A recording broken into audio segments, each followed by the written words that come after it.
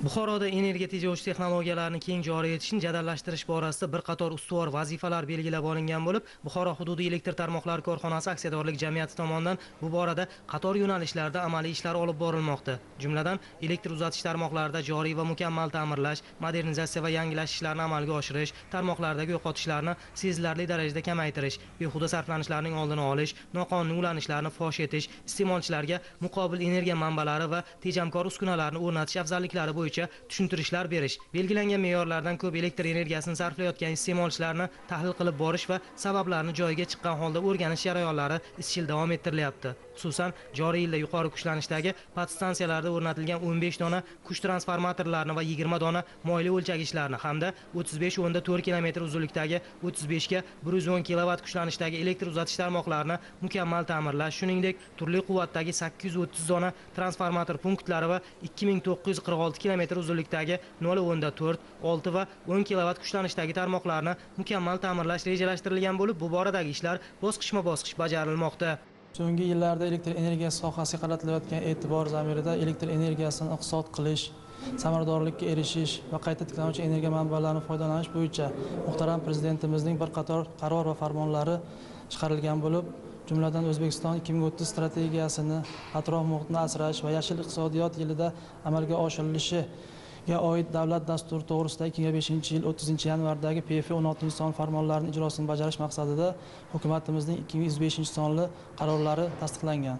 Ushbu qarorga asosan Buxoro viloyatida elektr energiyasini iqtisod qilish va samaradorlikka erishish bo'yicha bir qator reja grafiklar belgilangan bo'lib, jumladan 432 ta urg'uchi iste'molchilarda reaktiv quvvat kompensatsiya qilish qurilmalarini o'rnatish hisobiga 806 million kilovatt elektr energiyasini aholi xonadonlari, tadbirkorlik subyektlari hamda ijtimoiy soha obyektlariga qayta tiklanuvchi energiya manbalarini o'rnatish hisobiga 25 megawattli quyosh panellari o'rnatish hisobiga 38,4 million kilovatt elektr energiyasini iqtisod qilish, 61,7 ming litr hajmga kollektor o'rnatish hisobiga 500 ming kilovatt elektr energiyasini iqtisod qilish, 2945,6 km 0.4-10 kV uzatish tarmoqlarida mukammal ta'mirlash ishlarini bajarish hisobiga 14,3 million kilovatt elektr energiyasini iqtisod qilish, 433,1 km 16.04 tarmoqlarimizda mukammal ta'mirlash ishlarini bajarish hisobiga 11,1 million kilovatt elektr energiyasini iqtisod qilish bo'yicha reja grafiklar belgilangan bo'lib, ushbu reja grafiklarni bajarish bo'yicha jami 133,6 million kilovatt viloyat bo'yicha elektr energiyasini iqtisod qilish rejasi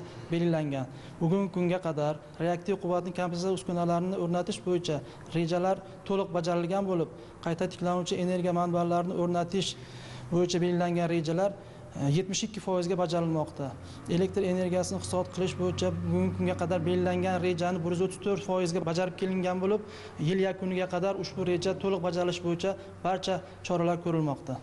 Buni aniq misollarda izohlaydigan bo'lsak, hozirda yuqori kuchlanishdagi 35-110 kW kuchlanishdagi podstansiyalarda mukammal ta'mirlash ishlari reja asosida bajarilmoqda. Xususan, g'arbiy 35 ga 6 kW podstansiyasidagi quvvati 10 ming kV bo'lgan ikkita kuch transformatorlari mukammal ta'mirlandi. Shuningdek, podstansiyaning estetik holati yaxshilandi. O'lchagichlardagi moy sathlari yangilanib, me'yor darajasiga keltirildi. Ulanish nuqtalari mustahkamlandi. Natijada Buxoro shahridagi 5 ta mahalla fuqarolar yig'inidagi iste'molchilarning elektr energiyasi ta'minoti yaxshilandi. Xuddi shunday yuqori kuchlanishdagi elektr tarmoqlarida ham parallel ravishda ta'mirlash ishlari olib borilmoqda. Elektr ta'minotining uzluksizligini ta'minlash maqsadida tayanchlar o'rnatilib, zaxira elektr uzatish tarmoqlari tortilyapti. Buxoro hududiy elektr tarmoqlari aksiyadorlik jamiyatida jami 135 kV 95 ta podstansiya mavjud bo'lib, shulardan 10 ta podstansiya mukammal ta'mirlash ishlari olib borilmoqda 2025-yil reja grafik asosida. Qolgan 85 ta podstansiyada joriy ta'mirlash ishlari olib borilmoqda. Jumladan g'arbiy 35-6 kV podstansiyamizda mukammal ta'mirlash ishlari olib borilmoqda. Asosan g'arbiy podstansiyamiz 5 ta mahalla fuqarolar yig'inini elektr energiya bilan uzluksiz ta'minlaydi. Aholi va ulgurji elektr iste'molchilar uchun podstansiyamizda 2 ta 10 kV transformatorimiz mavjud bo'lib, kuz-qishda elektr energiyani barqaror ta'mirlash uchun jadal ishlar olib borilmoqda. Jumladan podstansiya g'arbiyda transformatorlarning moy sathi me'yorda keltirildi. 6 kV moyli o'chirgichlarning moylari almashtirildi. Estetik holati yangilandi. Qizigan kontaktlarni yangisiga almashtirish ishlari olib borildi. Belgilangan reja asosida Buxoro shahrining eski shahar qismida Alisher Navoiy mahalla fuqarolar yig'ini hududidagi qurilganiga 60 yildan oshgan elektr uzatish tarmoqlari yangilanib, yangidan yer osti kabel tarmog'i tortildi va qo'shimcha transformator punktlari o'rnatildi. Bu bilan shaharning qadimiy qismida mahalliy aholi va xorijlik mehmonlar uchun ham anchagina qulayliklar yaratildi. Muhtaram prezidentimizning olib borayotgan siyosatlarning asosida mana bizning mahallamizda ham juda katta o'zgarishlar bo'lyapti. Qurilish ishlari, ta'mirlash ishlari olib borilmoqda. Mana o'zi Chorminor va Xo'ja Nurobod ko'chalarimizda elektr ta'minotini yaxshilash maqsadida hammasi mana shu yerni ostidan 10 kilometrdan ortiq yangi simlar o'tkazildi. Bundan oldin sim yog'ochlar egilib, bir muammolar bo'lib turardi. Elektr ta'minoti bo'yicha keladigan sayyohlarimizga ham bir noqulaylik tug'dirgan edi. Hozirgi vaqtda mana 2 ta yangi transformator va 20 ta elektr ta'minoti shiftlari o'rnatildi. Elektr uzatish tarmoqlari yer ostidan o'tkazildi. Buning uchun bizning xalqimiz juda minnatdor.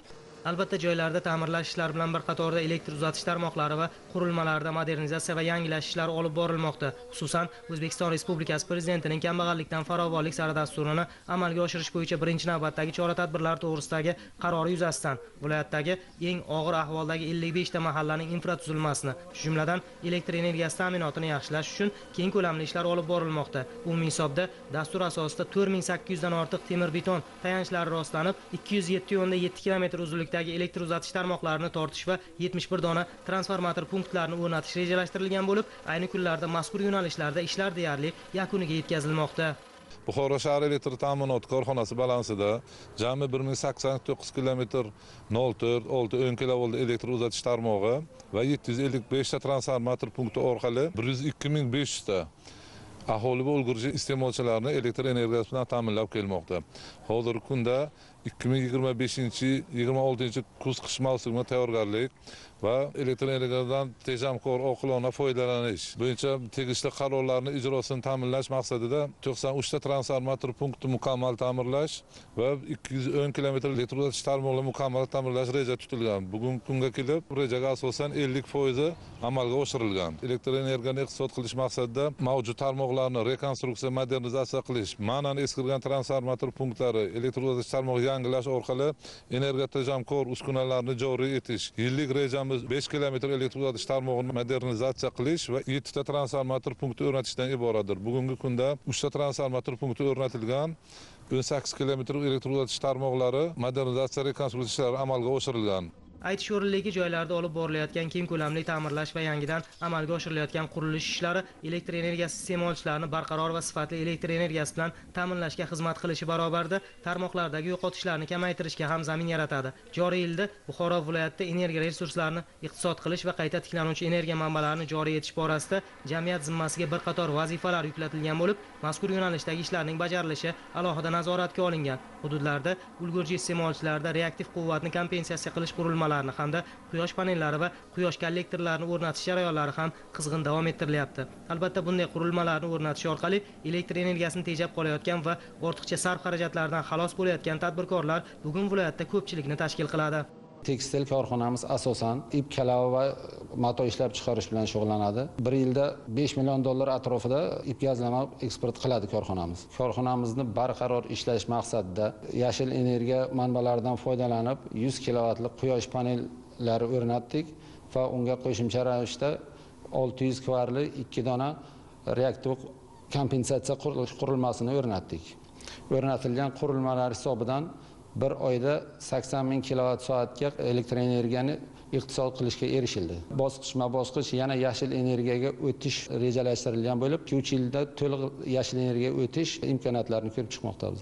Hozirda quyosh panellaridan foydalanish evaziga mahsulot narxining arzonlashishi korxonalarning bozor raqobatida ham barqaror o'rnini topishi uchun zamin yaratyapti. Shunga asosan kichik stansiyalar hajmini oshirish bo'yicha vazifalar belgilanmoqda. Aprel oyida biz 50 kilovat quyosh panellarini o'rnatgandik. Bu aprel oyida bizga 4000 kilovat teja berildi. May oyiga kelganda esa 10 mingga yaqin kilovat elektr energiya tejaldi. Bu tejalgan elektr energiya hisobidan bizning birinchi o'rinda tannarximiz pasaydi.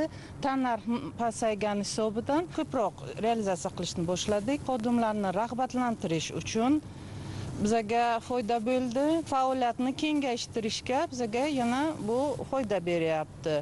Shuning uchun biz bu quyosh panellarini 100 kilovatga oshirishga rejalashtiryapmiz.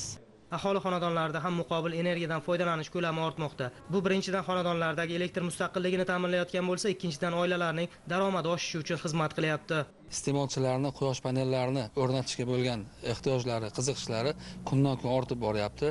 Masalan, o'tgan yil biza korxonamiz tomonidan iste'molchilarga 4 megavatdan ortiq quyosh panel elektr stansiyalarini qurib berganmiz. Bu yil ikkinchi kvartalga yetib, hozirgi kunda 6 megavatga yetdi.